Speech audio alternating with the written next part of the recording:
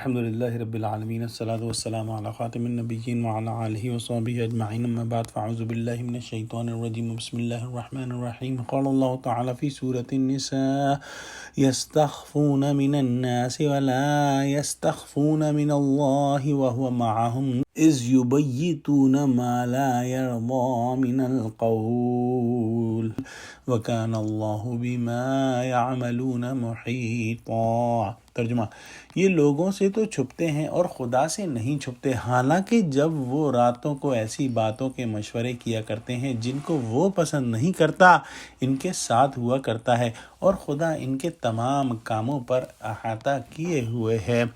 منافقوں کے بارے میں یہ بات ہے کہ یہ لوگوں سے چھپ چھپ کر راتوں کو ناجائز مشورہ کرتے ہیں اور یہ اللہ سے نہیں شرماتے جو ہر وقت ان کے ساتھ ہوتا ہے اور ان کے تمام امور پر حاوی ہے۔ یہ لوگ لوگوں سے چھپ کر اسلام کے خلاف مشورے کرتے ہیں، لیکن یہ نہیں سمجھتے، یہ نہیں سوچتے کہ اللہ سے کیوں کر چھپیں گے۔ اللہ سبحانہ وتعالی تو ہر لحظہ ان کے ساتھ ہے، اور جو یہ مشورے کرتے ہیں اسلام کے خلاف اور مسلمانوں کے خلاف تو اللہ سبحانہ وتعالی ان کو پسند نہیں کرتا، اور اللہ سبحانہ وتعالی ان کے تمام کاموں پر احاطہ کیے ہوئے ہے۔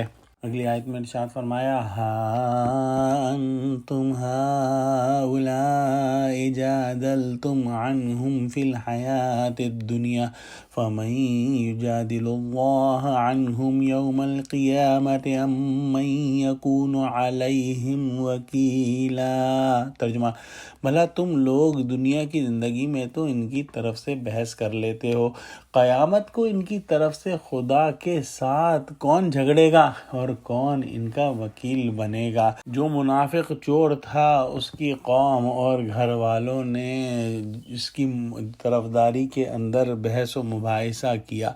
اس میں خطاب ان لوگوں سے ہے، لہٰذا جو لوگ چور کے طرفدار ہوئے تھے وہ یہ نہیں سمجھتے کہ اللہ سبحانہ وتعالیٰ کو تو تمام حقیقت بالکل 100% معلوم ہے، اور ابھی اگر وہ ان کے لیے چور کے لیے جھگڑ بھی رہے ہیں تو قیامت کے دن اللہ کے سامنے کون جھگڑے گا اور کس کی جرت ہوگی کہ وہ کسی چور کا وکیل بنے۔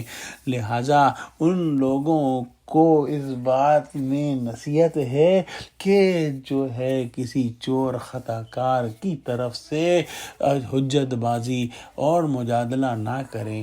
دعا کرتے ہیں کہ اللہ ہم کو قرآن کا فہم عطا فرما، آمین۔ وآخر دعوانا الحمد للہ رب العالمین۔ السلام علیکم ورحمۃ اللہ وبرکاتہ۔